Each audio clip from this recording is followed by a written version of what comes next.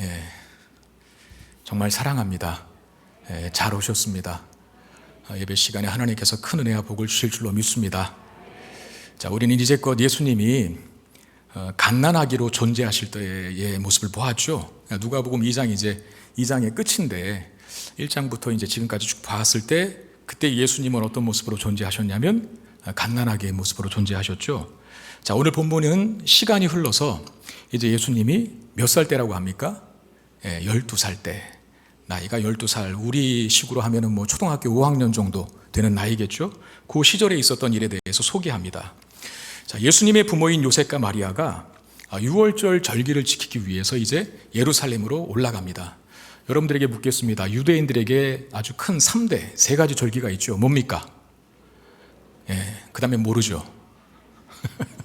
그 다음 막 이름이 헷갈려요. 여러 가지가 있거든요. 근데 기억하십시오. 6월절, 오순절, 초막절, 그러니까 유오초 이렇게 외워버리세요. 6월절, 뭐 오순절 말고도 무슨 뭐 또 여러 가지 뭐 77절, 뭐 맥주절 이런 말들 쓰거든요. 근데 그거 말고 6월절, 오순절, 초막절, 또 초막절은 장막절이라고도 하고 뭐 수장절이라고도 하는데 그냥 유오초로 외우세요. 그러니까 6월절, 오순절, 초막절이라고 하는 3가지 절기가 있는데, 자, 그 중에서 가장 중요한 절기는 뭘까요? 단연 6월절입니다. 마치 우리나라도 명절이 많이 있지만 그 중에 설날이 그래도 가장 큰 명절이다라고 그렇게 여기는 것처럼 이스라엘 백성들에게 가장 큰 절기는 6월절이에요.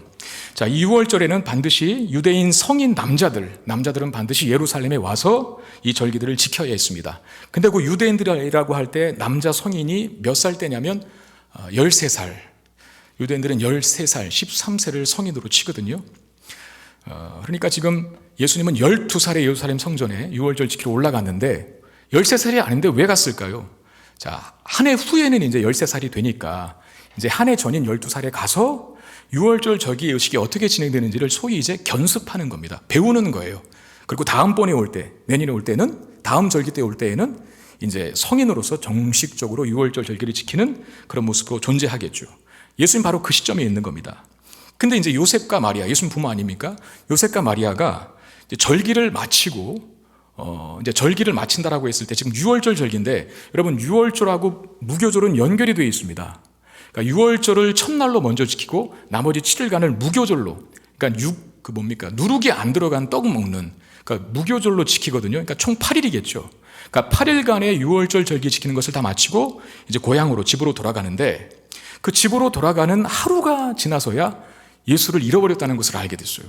그러니까 예수님은 지금까지는 이제 자기 자식이잖아요. 12살. 그러니까 6월절에 참여한 사람들이 그 절기를 끝내고 고향으로 돌아갈 때는 이런 규모로 갔답니다. 그러니까 남자는 남자끼리, 여자는 여자끼리 가는데 의정부 사람 모여, 뭐 김포 사는 사람 모여, 뭐 인천 사는 사람 모여 이렇게 모여서 안전한 것도 있어야 되니까 또 함께 모여야 좀 안전할 수 있지 않습니까? 그래서 고향에 따라서 모여서 이동을 합니다.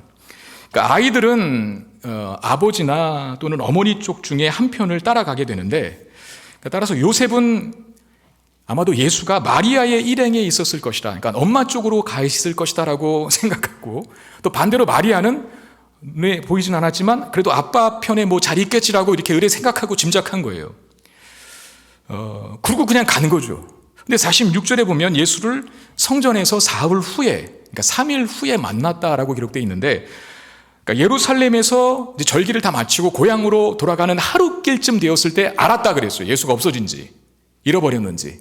그 하루. 그리고 하루만큼 갔으니까 다시 예루살렘에서 잊어버렸으니까 돌아오려면 또 며칠이 걸립니까? 그러니까 하루가 걸리죠. 그렇게 이틀, 그 다음에 예루살렘에 다시 돌아와서 찾는데 또 하루가 걸려요.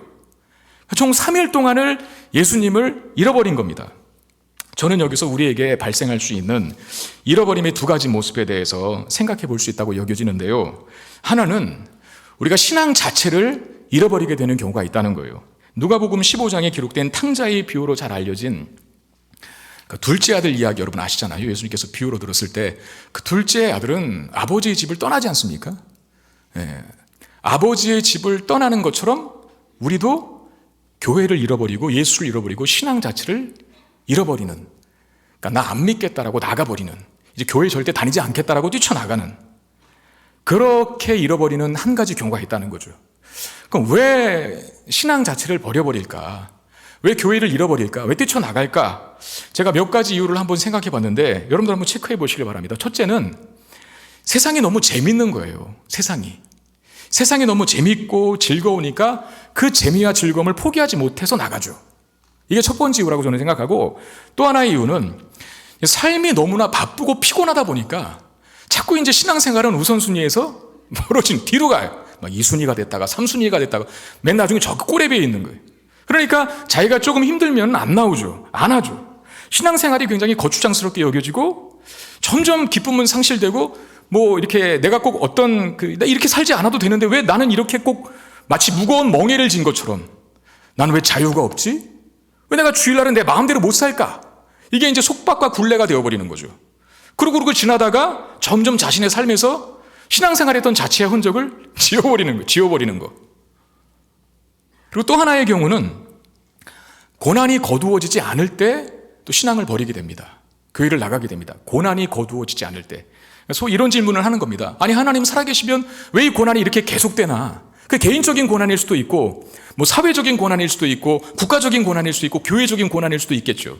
그러니까 꼭 그래요. 고난 중에 더 성장하는 사람들이 있는가 하면 고난 중에 좀 이렇게 뒷걸음질 치고 망하는 사람들이 있거든요. 고난이 길어지면 사실은 참 어려운 것은 맞습니다. 고난이 길어지면 우리의 신앙을 지키는 것이 어려운 것은 맞습니다. 회의감에 빠진다는 거예요. 우리도 지금 2년이 넘는 시간 동안에 코로나라고 하는 상황 접하고 있지 않습니까? 여러분들은 잘 못 느끼겠지만 지금 우리 교회가 사실은 코로나 이전에 나왔던 1부, 2부, 3부 작년 예배만 보면 절반도 못 나오십니다. 지금 문이 활짝 열렸음에도 불구하고. 그러니까 우리는 왜 그렇게 짐작하죠? 어디 아파서 또 몸이 안 좋아서 그래도 뭐 상황이 안 되니까 집에서는 인터넷 켜서 예배 초소에서 잘 드리고 있겠지라고 그렇게 위안을 삼지만 그건 모르는 거거든요. 뭐 하고 있는지는. 제가 신문을 보니까요, 우리 교단 신문, 기독 신문을 보니까요, 통계를 냈어요. 근데 코로나 2년 동안 교회가 많이 없어졌습니다. 물론 그 전에도 한국 교회가 정체에서 이제 조금씩 퇴락. 정체가 뭔지 아시죠? 그냥 성장도 없고 그냥 그대로 가다가 어느 순간부터 이제 이렇게 하향 곡선을 탔는데 코로나가 아주 직격탄이었죠. 급격한 하향 곡선을 탑니다. 그러니까 교회도 많이 없어지고 예수 믿는 성도도 많이 줄었다는 통계를 각 교단마다 발표한 자료를 보았습니다. 정말 그래요. 2년이 넘는 코로나 기간 동안에 예수를 잃어버린 분들이 많을 것으로 알아요. 가슴 아픈 일이죠. 빨리 찾기를 바라는데. 근데 여러분, 어떤 이유든 간에 교회를 잃어버리고 예수를 잃어버리고 뭐 신앙을 포기하고 교회를 떠나버리는 일들 빨리 돌이켜야만 합니다. 왜 그러냐면 예수를 잃어버린 결과가 오늘 마리아와 요셉에게 평안이었습니까? 예수를 잃어버리니까 자유였습니까? 아니죠. 참 이런 예가 그렇지만 여러분들 살면서 어렸을 때, 자녀 어렸을 때 키웠을 때 혹시 자녀를 잃어버린 경험을 가지신 분이 있는지 모르겠어요. 뭐 놀이동산 가서 잃어버렸다든가 아니면 뭐 시장 바닥에서 잃어버렸다든가 그런 경험이 있다면 다시 찾았으면 다행인데, 사실 찾아서 다행이긴 하지만 그때 그 경험을 다시 떠올려 보면은 생각하기 싫지 않겠어요? 저는 제 자식을 많이 잃어버렸다 막 못 참을 것 같습니다. 이거 어떻게 해야 될까? 생각하기도 싫죠. 그러니까 요셉과 마리아가 예수를 잃어버렸을 때 자유와 행복이 아니었다는 거예요. 모든 평안이 다 사라지고 두려움과 불안함이 엄습했습니다. 예수를 잃어버리면 평안과 자유를 얻는 게 아닙니다. 불안해지고요, 모든 평안이 다 깨지고요, 두려움에 사로잡히게 됩니다. 그리고 요셉과 마리아가 절기를 다 끝내고 고향으로 돌아가는 길이었다 그랬잖아요. 고향으로 돌아가는 그 하루길쯤 갔을 때 예수가 없어졌다는 걸 알고 돌아왔잖아요. 평안과 안식을 상징하는 고향 그리고 집을 향하여 가는데 진도가 안 나가요. 진도가 안 나가기는커녕 다시 백도 하고 있어요. 여러분, 예수를 잃어버리면 어떤 것을 얻든 간에 인생의 도약과 진전이 결코 이루어지지 않는다는 거예요. 발전할 줄 알죠? 더 잘 살 줄 알죠? 성장할 줄 알죠? 아닙니다. 여기 지금 진도가 안 나가고 있잖아요. 예수를 잃어버린 것을 하루길 갔을 때 알았는데 예루살렘에서 그들의 고향인 나사렛까지는 보통 3일길이라고 하거든요. 하루에 깨달은 게 아니라 이틀 만에 깨달았으면 어쩔 뻔했어요. 아니면 나사렛에 가서 알았으면 어쩔 뻔했어요. 그러니까 간 만큼 더 멀어진 거죠. 빨리 깨닫는 게 복이겠죠. 고향으로 출발하기 전에 예루살렘에서 예수를 잃어버린 것을 알았다면 어쩌면 더 빨리, 더 쉽게 해결될 수 있는 문제일 수도 있다는 겁니다. 우리 신앙도 마찬가지라는 거죠. 잃어버린 사람 반드시 빨리 찾아야 합니다. 더 늦기 전에. 여러분, 비행기도 창공을 날 때 우리가 잘 모르겠지만 전문가가 아니니까 참 희한하지 않아요? 그 허공에서 어디가 길이고 어디가 방향인지 어떻게 알고 그렇게 정확하게 목적지에 도착하고 시간 내에, 예정된 시간 내에 딱 오는지 모르게 참 희한하잖아요. 근데 그럴 수 있는 이유가 있답니다. 비행기가 날면서 난기류를 만날 때가 있거든요. 그리고 기상 어떤 변화들 때문에 비행기가 항로, 즉 경로를 이탈하게 되는 경우가 90%나 된다 합니다. 경로를 이탈해버리는. 근데 대부분의 항공편들이 예정된 시각에 정확하게 목적지에 도착할 수 있는 이유가 있는데, 관제 시스템, 저는 잘 모르니까 관제 시스템과 관성 유도 장치를 통해서 조종사들이 조금 이탈했을 때 바로바로 수정해 가기 때문에, 경로를 이탈하면 삑삑삑 되겠죠. 다시 수정해서 다시 오고 다시 오고 다시 오고 하니까 그래도 90% 경로를 이탈하는 난기류를 만나도 목적지에 예정된 시간에 도착할 수 있는 거예요. 만약에 조종사가 경로 수정을 즉각 제때 하지 않으면 계속 이 경로를 이탈한 게 쌓이면 결국 어떻게 되겠어요? 물 어떻게 돼요? 추락하는 거죠. 다 죽는 거죠. 선박도 마찬가지. 배도 여러분, 배도 배수 시설을 잘 만들어야 한답니다. 그러니까 배수 시설이 뭐예요? 물 빠지는 거. 생각해 보니까 배가 항상 잔잔한 바다만 다니는 게 아니잖아요. 굉장히 큰 파도를 만날 때도 있잖아요. 그러면 그런 거 보면은 막 바닷물이 그냥 배 안에 막 들어오잖아요. 그 물들이 계속 쌓이면 어떻게 될까 싶은데 그게 나가도록 만든답니다. 물을 빠지도록. 근데 그 배수시설에는 커버할 수 있는 양이 일정량이 있는 거죠. 어마어마한 물이 배수시설의 능력을 초과하게 배 안에 초과해서 들어오면 그 배는 어떻게 되겠습니까? 침몰하는 거죠. 침몰하는 거.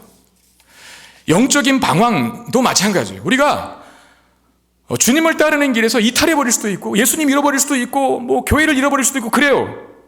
이탈할 수 있습니다. 저도 마찬가지예요. 항상 충만하지는 않거든요. 그런데 감사한 것은 뭐냐면, 그래도 목회자라고 하는 직분이 있다 보니까 자주 하나님 말씀 보게 되고 자주 기도할 수밖에 없는 상황이 돼요. 그러니까 조금 삐딱선 탈 때 바로바로 수정이 가능하죠. 저 같은 목회자의 축복이죠. 그게 저의 어떻게 보면 일이니까 자연스럽게 저를 경로에 이탈했어도 다시 제자리에 돌아오도록 만들어준. 근데 그거 하지 않고 계속 쌓이면 방황이 아니라 이건 완전히 잃어버림이 되는 거겠죠. 잃어버림이. 나중에는 정말 수정할 수 없는 지경까지 빠지고요. 돌이킬 수 없는 지경에 놓일 수도 있다는 겁니다. 근데 그 사람이 정말 하나님이 선택하신 사람이 맞다면, 여러분들 경고하는 것도 아니고 협박하는 것도 아니고 오해 말고 들어주세요. 어마어마한 고난을 통해서 돌아오게 하실 거예요. 웬만한 고난으로는 잘 안 돌아올 겁니다. 너무나 굳을 때도 굳어져 버렸기 때문에. 그러니까 우리의 신앙의 경로가 이탈했나 이탈하지 않았나라고 하는 것을 계속해서 바라볼 필요가 있고, 이탈했다면 빨리 돌아오게 만드는 일, 이게 필요하죠. 세상 재밌다고 가버리면, 나 바쁘다고 자꾸 신앙생활이 우선순위에 밀려지면, 아니 고난이 왜 이렇게 긴 거야 라고 해서 이게 예수님 없나 보다 떠나버리면 안 된다는 거예요. 그게 우리에게 발생할 수 있는 첫 번째 잃어버림의 모습이라고 한다면, 두 번째 모습은 이게 참 아이러니컬한 건데요, 예루살렘의 유월절을 지키러 가고 있고 또 지키고 있는 이 마리아와 요셉이 정작 예수님은 잃어버린, 이게 두 번째 잃어버린 모습이에요. 여러분, 요셉과 마리아가 절기를 지키는데 사실상 남성들만 가는 거거든요. 근데 이후에 이제 여성들도 참가할 수 있게 되었다라고 얘기를 하는 그 학자의 책을 봤는데, 어쨌든 간에 마리아가 거기 유월절 절기 지키는 게 동참한 것은, 안 가도 되지만 갔다는 것은 그래도 마리아 자체도 신앙이 있는 거고 그 가정이 굉장히 경건한 가정이라는 뜻이거든요. 그래서 유월절을 지키는데 황당하게 유월절의 주인공인 예수님은 잃어버렸어요. 여러분, 유월절이 그 절기가 임하는 게 뭡니까? 이스라엘 백성들이 애굽을 나올 때 애굽 땅에 하나님께서 10가지 재앙을 퍼부으시지 않습니까?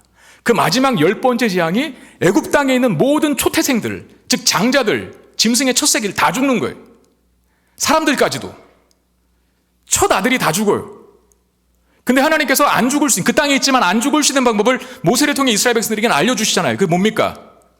어린 양 잡아서 그 피를 문 인방, 그 다음에 문 기둥에 바르면 하나님의 진노의 사자가 지나가다가 이 집은 이미 하나님의 진노가 임했나 보다라고 생각하고 간주하고 패스오버, 넘어간다. 그냥 통과! 그러고 간다는 거예요. 여러분, 그 어린 양이 누굽니까? 예수님이죠. 그 실체는. 참 아이러니컬하지 않아요? 예루살렘에서 유월절 절기를 지키고 있는데 그 유월절의 실체이신 예수님은 잃어버렸어. 우리도 그럴 수 있어요. 우리도.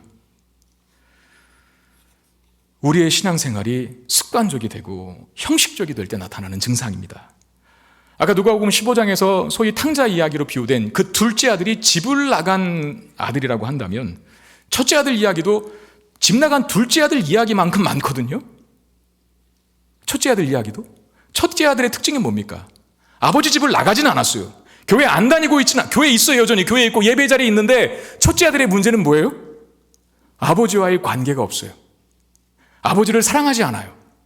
아버지를 존중하지 않아요. 아버지 때문에 행복하지 않아요. 아버지와의 관계가 무덤덤합니다. 그게 첫째 아들의 문제예요. 그래서 많은 목회자들은 그 첫째 아들을 중심으로 설교를 할 때 제목을 그 첫째 아들을 어떻게 명명합니까? 집 안에 있는 탕자라고 하죠. 집 안에 있는 탕자. 여러분, 교회 안에도 집 안에 있는 탕자가 많이 있을 수 있습니다. 여러분, 한번 이렇게 생각해 보십시오. 연인 사이인데 사랑이 없다 한번 생각해 보세요. 그게 성립이 됩니까, 연인이? 다른 모든 건 다 갖췄어요. 그런데 그 연인 사이에 사랑이라는 개념은 없어요. 그건 안 됩니다. 그건 깨집니다. 다른 모든 것이 다 있어도. 형제들 사이에는 뭐가 있어야 된다고 생각하세요? 우애가 있어야죠, 우애. 만약에 형제들 사이에 우애가 없으면 그 형제는 남보다 못한 존재가 되고 마는 거예요. 친구들 사이에는 뭐가 있어야 될까요? 친구들 사이에 우정이 있어야 돼요. 근데 친구들 사이에 우정이 없으면 그는 더 이상 친구가 아닙니다. 그냥 타인이죠, 타인. 우리의 신앙생활에 예수가 빠지면 그건 종교 생활이지 신앙 생활이 아닙니다. 우리가 예배의 자리에 있지만 예수님을 주목하지 않고 예배의 자리만 있을 수 있어요. 우리가 찬양하지만 하나님을 생각하지 않고 그냥 노래만 부를 수도 있어요. 우리가 기도하지만 그냥 하나님을 생각하지 않고 중언부언할 수 있어요. 그게 두 번째 잃어버림입니다. 바라옵기는 우리 소중한 예수님을 잃어버리지 않게 되기를 주의 이름으로 축원드립니다. 예수님과 내가 함께 할 수 있음이, 내가 예배할 수 있고 기도할 수 있고 찬양할 수 있음을 여러분 당연한 것으로 생각하지 마세요. 그러니까 아무튼 당연한 것으로 생각하게 되는 순간에 그건 가치를 별로 안 둔다는 뜻이고, 가치를 안 두면 소홀히 대하게 되어 있습니다. 소홀히 대하면 반드시 잃어버려요. 그런데 정말 너무나 가치 있고 소중하게 여기는 것은 웬만해서는 안 잃어버립니다. 여러분, 예수님은 가치 있는 분이시잖아요. 소중히 대하셔야 돼요. 어떤 경우에서도 잃어버리면 안 됩니다. 그리고 이 자리에 혹시 그 예수님을 잃어버린 분들이 계시다면 다시 찾게 되기를 바랍니다. 잠언 8장 17절에 우리 한번 같이 읽어볼까요? 시작.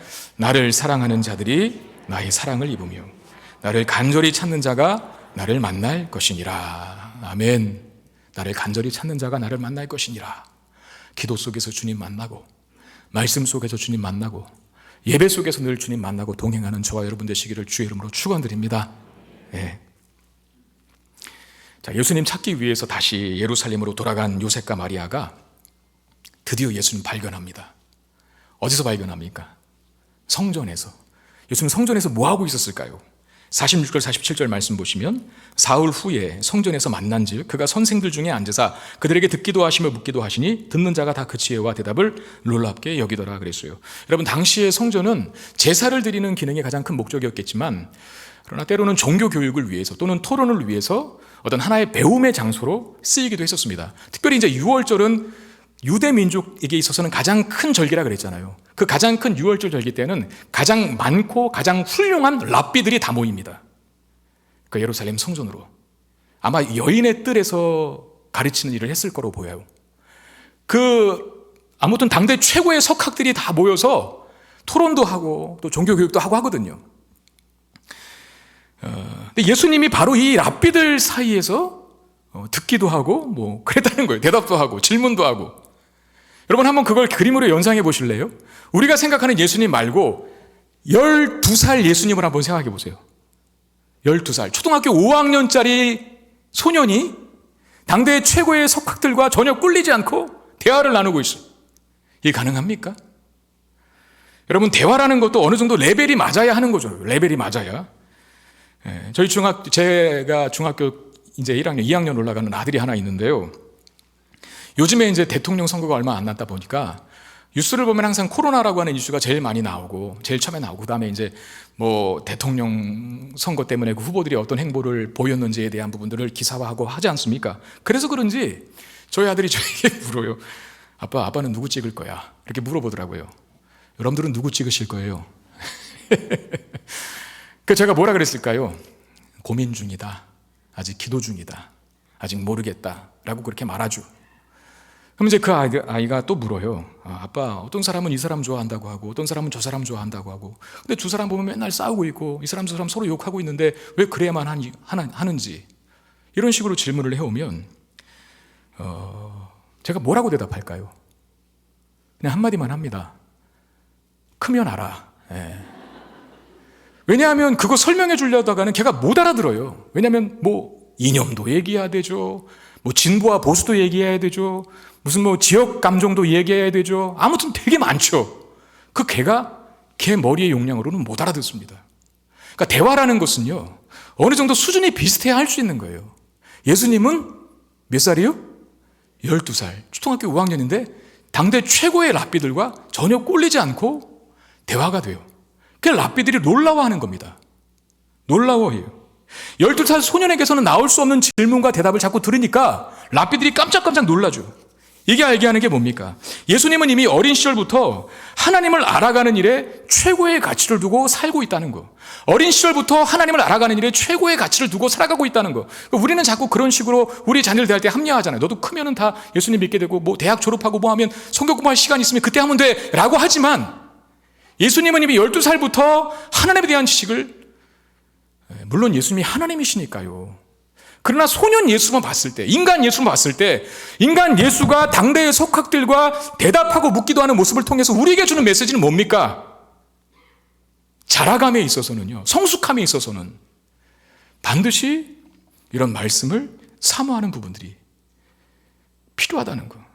하나님을 아는 지식을 습득하고 소유하여야 진정 성장할 수 있다는 것을 가르쳐주죠.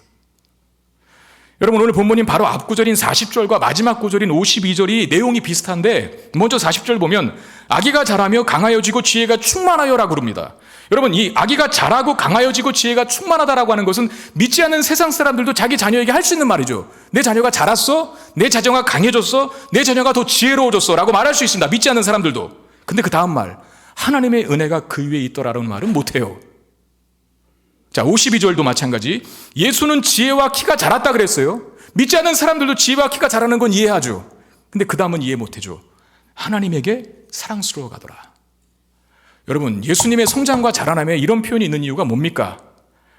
육적인 성장도 중요하고, 키가 큰 것도 중요하고, 뭐 정신이 깊어지는 것도 중요하고, 육체적인 성장, 정신적인 성장, 인격적인 성장 다 중요하지만 빠지지 말아야 할 성장은 뭐라는 겁니까?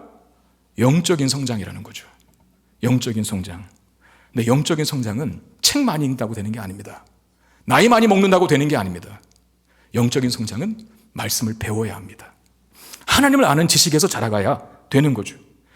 여러분, 우리가 사는 세상이 얼마나 점점 어두워집니까? 특히 옳고 그름의 기준이 자꾸 무너지고 있어요. 제가 어느 신문 기자의 칼럼을 보니까 그야말로 반세기 동안 포스트 모더니즘 시대를 살고 있다는 거예요. 그러니까 절대적인 기준이 무너지고 다 자기가 옳은 기준으로 살아가는 그 시대, 그게 지금 반세기가 되었는데, 그 결과가 지금 뭐냐? 진리가 없어지고 보편적인 가치도 사라져버리는. 또 하나의 부작용은 너무나 많은 가짜 뉴스들이 진리가 되어버리는. 특별히 뭡니까? 빨간 거. 너, 튜브 이렇게 하잖아요. 그게 알고리즘으로 세팅이 되어 있어서 내가 관심 가진 영상을 하나 보면요, 비슷한 종류의 영상이 쫙 계속 뜹니다. 자신도 모르게 그게 만약에 어떤 사고방식이라든가 어떤 가치 체계를 심어주는 거라고 한다면 영상이 나도 모르게 거기에 딱 그게 진리가 돼버려죠. 그게 가짜 뉴스임에도 불구하고 그런 부작용도 있다는 거예요. 이게 우리의 판단력을 자꾸 흐리게 만드는데 그런 시대에 살고 있는 우리 자녀들에게 바른 분별력과 판단력을 길러줘야 하는 것, 예수를 믿는 부모의 책임일 수 있습니다. 근데 무엇이 그 바른 판단력과 분별력을 갖게 하냐 말이죠. 시편 119편 98절 100절에 주의 계명들이 항상 나와 함께하므로 그것들이 나를 원수보다 지혜롭게 하나이다. 내가 주의 증거들을 을조림으로 나의 명철함이 나의 모든 스승보다 나으며 주의 법도를 지킴으로 나의 명철함이 노인보다 나으니이다. 그래요. 자, 나라고 하는 존재가 그 명철함과 그 지혜로움이 더 나을 수 있다라고 하면서 비교 대상을 원수, 그 다음에 스승, 그 다음에 노인으로 규정하고 있습니다. 여러분, 원수도 그냥 만만한 상대를 원수라고 하지 않습니다. 사탄은 어쩌면 우리보다도 훨씬 지혜롭습니다. 원수보다 더 나를 지혜롭게 하고 노인보다 스승보다 나의 명철함을 더 크게 만든다라고 말해요. 무엇이? 단지 책만 읽는다고, 박사학위 받았다고, 나이 많이 먹는다고, 경험 많이 했다고 얻어지는 게 아니라 하나님 말씀을 가까이 대할 때, 하나님의 말씀을 통해서 하나님을 아는 지식에서 자라날 때 원수보다 스승보다 노인보다 승하고 깊은 명철함을 얻을 수 있다는 거죠. 말씀을 통한 영적 성장이 우리에게 있을 때 우리와 우리 자녀들을 이 혼탁한 시대 속에서 이 험난한 세상으로부터 지켜낼 수 있는 겁니다. 말씀이 우리를 지켜줘야 해요. 그게 없으면 모든 안전보호망을 다 잃어버리는 거예요. 어떻게 살까?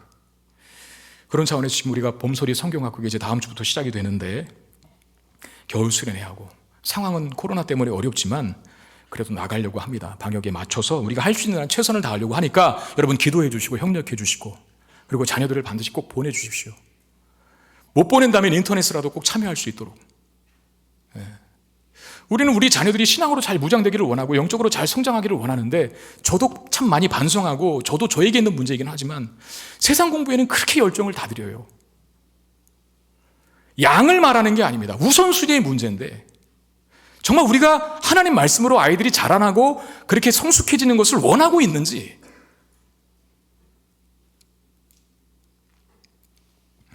물어볼 수 있어야 합니다. 그리고 오늘부터 양육훈련 광고가 나갔죠. 여러분 많이 신청하십시오.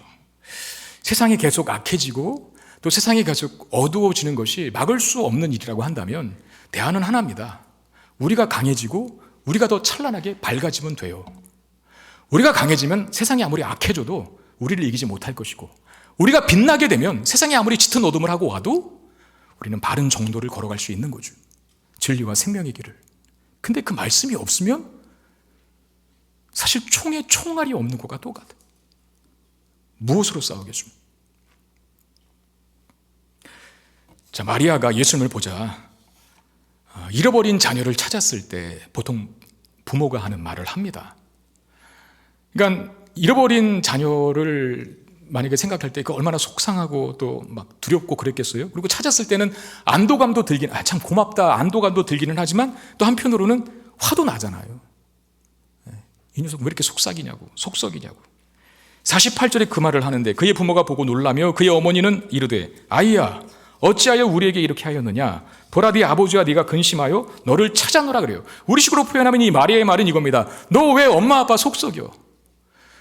엄마 아빠 똑바로 보고 다녀야지. 여기 사람이 지금 얼마나 많은데. 그때 당시 예루살렘의 거주 인구가 2만 5천인데요 6월절 절기 때는 10만 가까이 모였답니다. 그러니까 북적북적했다는 거죠.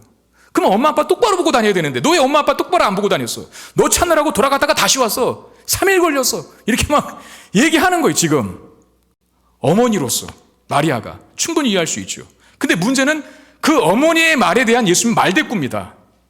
자, 49절 예수께서 이르시되 어찌하여 나를 찾으셨습니까? 내가 내 아버지 집에 있어야 될 줄 알지 못하셨나이까? 여러분 만약에 내가 자식을 잃어버렸어요. 자식을 찾았어요. 너 왜 말 안 듣고 이렇게 엄마 속썩이는데 왜 찾았어요? 내가 여기 있어야 될 줄 몰랐어요? 라고 말한다면 어떻게 돼요? 귓방망이 한 대 갈기겠죠. 네. 지금 예수님 그렇게 말하는 거예요. 보통은 이렇게 말해요. 엄마 죄송해요. 염려끼 터려서 심려끼 쳐드려서 너무 죄송합니다. 이렇게 맞는데 예수님이 인간적으로 봤을 때 나쁜 아이가 아니라면 보통은 그것이 상식적입니다. 근데 예수님의 대답은 전혀 상식적이지 않아요. 심지어 부모에게 난 잘못 없고 지금 당신이 말이 틀렸다. 내가 옳다 그러면서 말대꾸하는 것처럼 보이기까지 합니다. 그럼 정말 이게 말대꾸일까요? 여러분, 예수님이 하나님을 아버지로 부르고 있다는 것을 눈여겨보시고, 하나님을 내 아버지 집에 그랬잖아요. 내 아버지라고 하는 것, 그러니까 육적인 부모를 말하는 게 아니겠죠. 하나님, 성부 하나님 말합니다. 그러니까 지금 예수님이 성부 하나님과 얼마나 친밀한 관계를 갖고 있는가. 그러니까 예수님의 생애에서 아버지 하나님과의 관계가 가장 중요한 거예요. 그 다음에 뭐냐면, 내가 아버지의 집에 있어야 할 줄 알지 못했습니까? 그 아버지의 집을, 사실 집이라는 단어가 거기 없어요, 원문에는. 그래서 어떤 번역본에는 아버지의 일이라고 번역하기도 합니다. 그게 더 맞는 것 같아요. 내가 아버지의 일을 해야 할 줄 어머니는 모셨습니까? 종령? 그렇게 말하는 거죠. 그러니까 예수님의 생애의 관심은 어렸을 적이지만 하나님과의 친밀한 관계를 누리며 나와 가장 친밀한 하나님의 뜻이 나를 통해 이루어지는, 내가 아버지의 일을 하는, 하나님께서 맡기신 일을 하는 그것에 그의 생애에 초점이 있었다는 거예요. 그게 가장 1순위죠. 육신의 부모보다, 가정보다. 여러분, 기독교는 도덕과 윤리를 무시하지 않습니다. 51절에 보면 예수께서 함께 내려가사 나사렛에 이르러 순종하여 받드시더라 그랬어요. 예수님 말대꾸하는 것처럼 보였지만 나중에 어떻게 합니까? 요셉과 마리아와 함께 집으로 돌아갑니다. 돌아가셔서 요셉과 마리아, 육적인 부모를 순종하여 받들었대요. 효자예요, 예수님은. 그리고 예수님께서 장성하셔서 공생애를 사실 때 그 유대인들의 아주 잘못된 고약한 전통 하나가 있었죠. 고르반이라고. 그게 뭡니까? 나는 하나님 섬기는 시간이 너무나 많이 들기 때문에 부모 봉양할 시간 없어, 이렇게 합리화하면서, 나는 하나님께 너무나 많은 헌금을 드리기 때문에 부모에게 드릴 용돈은 없어, 그래도 하나님 나를 기뻐해 주실 거야 라고 그렇게 합리화하는 거. 예수님 지적하셨죠. 그게 무슨 못돼 먹은 버릇이냐고. 네? 눈에 보이는 형제도 사랑하지 못하면서 눈에 보이지 않는 하나님을 어떻게 사랑하냐. 요한일서 말씀에 있잖아요. 주님의 말씀입니다. 그러니까 예수님은 도덕과 윤리를 무시하지 않았어요. 가끔씩 나는 하나님께 내 중심이 있어, 그러면서 사람에게 해야 할 도리를 잘 안 하는 분들이 계십니다. 그리고 기본과 상식과 예를 지키지 않는 분들이 계셔요. 근데 52절에 예수가 잘하는 걸 마지막으로 표현하면서 하나님에게 사랑스러웠을 뿐만 아니라 누구에게도 사랑스러웠다고요? 사람에게도. 그러니까 예수님은 성부 하나님과의 관계 속에서 나머지 인간과의 관계를 막 불도저처럼 물고 가신 분이 아닙니다. 다른 사람들이 볼 때, 이웃 사람들이 볼 때도 야, 참 잘한다, 얘가 참 곱게 잘한다, 잘 자란다, 그런 칭찬을 받으신 분이에요. 가끔씩 나는 내 중심 하나님께 있으니까 뭐 윗사람도 없어요, 그런 삶을 사는 이상한 사람들이 있어요. 아닙니다. 하나님을 존중하고 하나님을 신뢰한다면 그 사람 반드시 예의 있게 돼요. 그 사람 반드시 사람을 존중하게 돼요. 그 사람 반드시 다른 사람에게 친절하게 돼요. 예수님도 하나님과 사람에게 사랑스러워 가셨다라고 하잖아요. 그리고 기독교는 도덕과 윤리를 무시하지 않을 뿐만 아니라 과학도 무시하지 않습니다.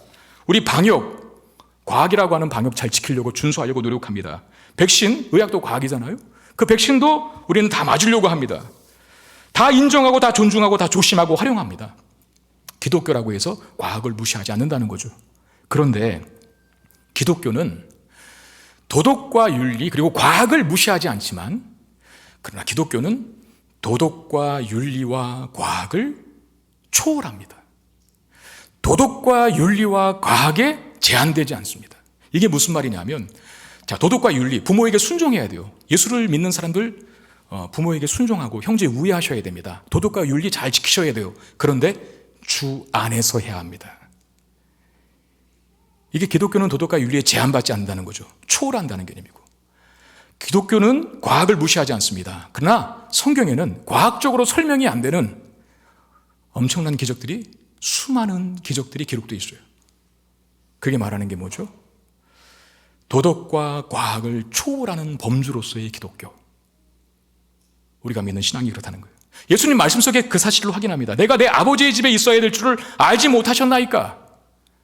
어머니보다도, 내 고향과 내 가정보다도 나에게는 성부 하나님과의 관계가 더 중요하고, 내가 집에서 아들 노릇하는 것도 중요하지만 그 아들 노릇조차도 하나님의 목적에서 이탈하는 범주에서가 아니라 내가 하나님의 뜻을 이루어야 되는 그 범주 안에서의 효도라고 지금 이야기하는 거예요. 최고의 우선순위는 하나님과 나와의 관계며, 내가 인생에 존재하는 유일한 목적은, 내가 인생에 존재하는 가장 최고의 목적은 성부 하나님께서 나에게 맡기신 사명입니다 라고 이렇게 대답하고 있는 거죠. 여러분, 우리는 때로 하나님을 전혀 모르는 사람들과는 전혀 다른 선택을 해야 될 때가 있습니다. 우리는 때로 하나님을 모르는 사람들과는 전혀 다른 삶의 우선순위가 생겨야 될 때가 있습니다.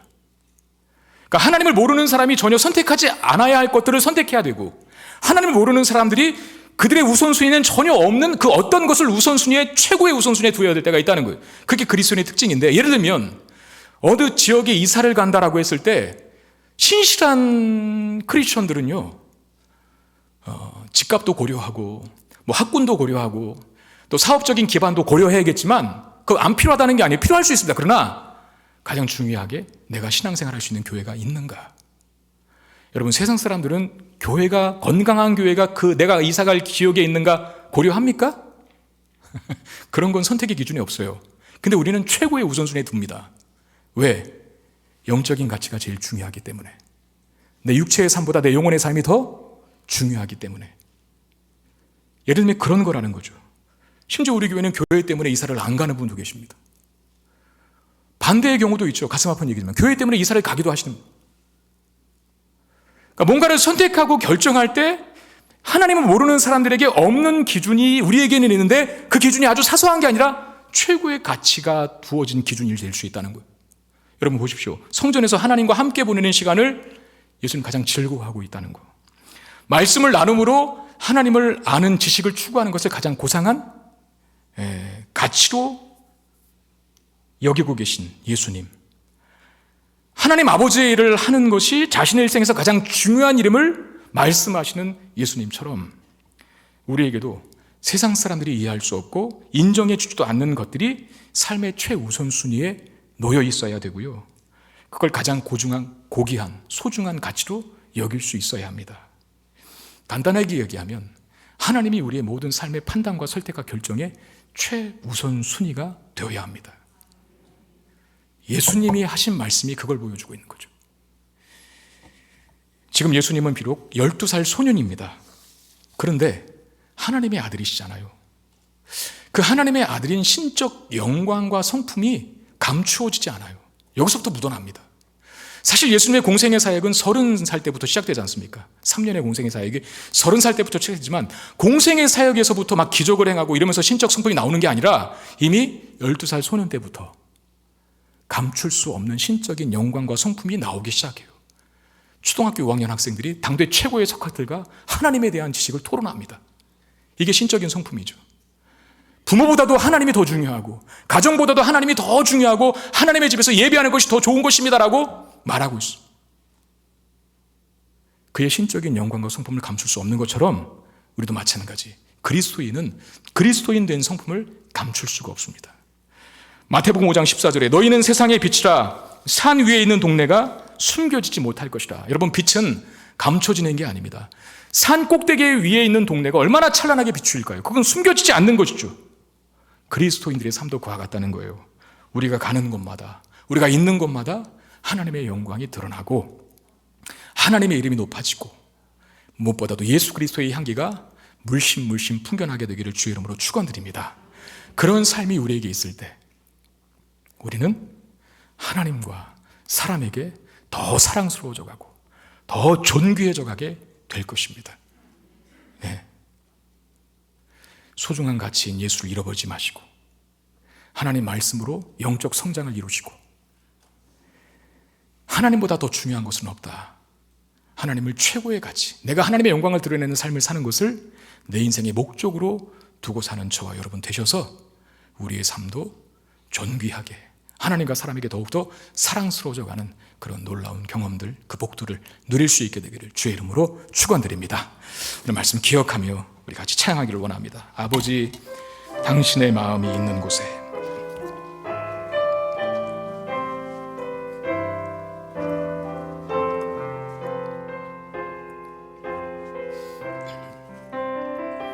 아버지, 당신의 마음이 있는 곳에 나의 마음이 있기를 원해요. 아버지, 당신의 눈물이 고인 곳에 나의 눈물이 고이길 원해요. 아버지, 당신이 바라보는 영혼에게 나의 두 눈이 향하길 원해요. 아버지, 당신이 울고 있는 어두운 땅에 나의 두 발이 향하길 원해요. 나의 마음이 아버지의 마음 알아. 내 모든 뜻 아버지의 뜻이 될 수 있기를. 나의 온 몸이 아버지의 마음 알아. 내 모든 삶 당신의 삶 되기. 아버지, 당신의 마음이 있는 곳에, 아버지, 당신의 마음이 있는 곳에 나의 마음이 있기를 원해요. 아버지, 당신의 눈물이 고인 곳에 나의 눈물이 고이길 원해요. 아버지, 당신이 바라보는 영혼에게 나의 두 눈이 향하길 원해요. 아버지, 당신 울고 있는 어두운 땅에 나의 두 발이 향하길 원해요. 나의 마음이 아버지의 마음 알아. 내 모든 뜻 아버지의 뜻이 될 수 있기를. 나의 온 몸이 아버지의 마음 알아. 내 모든 삶 당신의 삶. 나의 마음이 아버지의 마음 알아. 나의 마음이 아버지의 마음 알아. 내 모든 뜻 아버지의 뜻이 될 수 있기를. 나의 온 몸이 아버지의 마음 알아. 내 모든 삶. 다시 한번 찬양합시다. 나의 마음이, 나의 마음이 아버지의 마음 알아. 내 모든 뜻 아버지의 뜻이 될 수 있기를. 나의 온 몸이 아버지의 마음 알아. 내 모든 삶 내 삶 되기를. 들은 말씀 기억하고, 그리고 우리가 올려드린 찬양을 기억하며 우리 기도하기를 원합니다. 하나님, 예수가 나의 인생 가장 소중한 가치가 되게 하여 주옵소서. 절대 그 가치를, 그 보석과 같은 그 보배로운 것을 잃어버리지 않게 하시고, 삶이 바쁘다는 핑계로, 세상이 재밌다는 핑계로, 하나님 고난이 계속된다는 핑계로 교회를 잃어버린 일이 없도록 하나님, 예수 그리스도라고 하는, 교회라고 하는 이 영적인 가치를 가장 소중하게 여기며 살아갈 수 있는 내가 되게 하여 주옵소서. 그리고 육적인 성장도, 정신적인 인격적인 성장도 중요하지만 영적인 성장이 나와 우리 자녀들에게 있게 되기를 원합니다. 말씀을 통하여 하나님을 아는 지식에서 자라갈 때 이 험난하고 어렵고 혼탁한 세상을 정도를 걸으며 진리와 생명의 길로 온전히 걸어갈 수 있음을 고백하며, 하나님, 나에게 말씀으로 충만하게 채워 주옵소서. 기도하시고, 예수님의 고백처럼 내가 아버지의 일을 해야 할 것을 알지 못합니까? 우리의 하나님의 영광이 드러나는 삶이 우리의 인생의 가장 소중한 삶의 우선순위와 진정한 목표와 바람이 될 수 있게 해달라고, 그리고 그렇게 살아가는 나의 삶에 하나님과 사람에게 존귀 여김 받는 나와 우리 교회와 우리 성문교회, 이 땅의 모든 교회가 되게 하여 주옵소서. 우리 마음으로 우리 같이 한번 기도하도록 하겠습니다. 기도하겠습니다. 주님 감사합니다. 하나님, 오늘도 말씀을 통해서 우리에게 해주시고 깨닫게 하여 주신 주님 감사합니다. 말씀 붙잡고 기도합니다. 예수가 나의 인생의 소중한 가치가 되게 하여 주시고 예수가 나의 인생의 절대적인 가치가 되게 하셔서 그 어떤 경우에도 잃어버리지 않도록 도와주시고, 하나님이여 세상이 재밌다고 뛰쳐나가는 일이 없도록 도와주시고, 하나님이여 삶이 바쁘다고 주님을 믿는 일을 우리의 우선순위 삼만 하나님 밀려나게 만들지 않도록 도와주시옵소서. 주여, 고난과 시련이 연속된다고 해서 회의를 품고 불평하고 원망하며 하나님 잃어버린 일이 없도록 도와주옵소서. 예루살렘에 있으면서 6월절의 절기를 지킨다고 하면서 정작 예수를 잃어버린 모습이 나에게는 없습니까? 우리의 신앙생활이 침체되어 있지는 않습니까? 주의 영적인 부흥을 허락하여 주옵소서. 회복을 허락하여 주시옵소서. 잠자는 영혼들이 깨어나고 병든 영혼들이 고쳐지고 치유되게 하여 주시옵소서. 주님, 하나님을 아는 지식에서 자라가기를 원합니다. 육체적인 성장도 중요하지만 하나님의 영적 성장이 이루어지게 되기를 원합니다. 그리하여 이 험난하고 혼탁한 세상을 하나님이 이겨가며 또 바른 길로 생명과 진리의 길로만 걸어갈 수 있는 우리의 다음 세대가 될 수 있도록 주님 역사하여 주시옵소서. 우리의 삶의 가장 최우선의 목표를 하나님의 가치를 추구하고 하나님 맡기신 일을 사모하며 나를 통해 나의 인생을 통해 주의 영광이 드러나는 것을 가장 큰 기쁨과 자랑과 영광스러움으로 알고 그렇게 살아가는 우리 모두가 될 수 있도록 주여 역사하여 주옵소서. 그리하여 하나님과 사람에게 존귀하게 받게 하시고 하나님과 사람에게 더욱 사랑스러워져가는 우리 교회와 우리 성도들과 이 땅의 모든 교회들 되게 하여 주시옵소서. 간절히 기도합니다. 우리의 마음이 주님 마음을 알기를 원하고 우리의 뜻이 주님의 뜻이 되기를 원합니다. 나의 모든 삶을 드리며 하나님이 높아지게 되기를 원합니다. 그렇게 살아가는 삶 속에 진정한 행복을 누리며 만족을 누리고 자유함을 누릴 수 있도록 주님 역사해 주시옵소서. 주여, 우리를 새롭게 해 주시옵소서. 주님 믿습니다.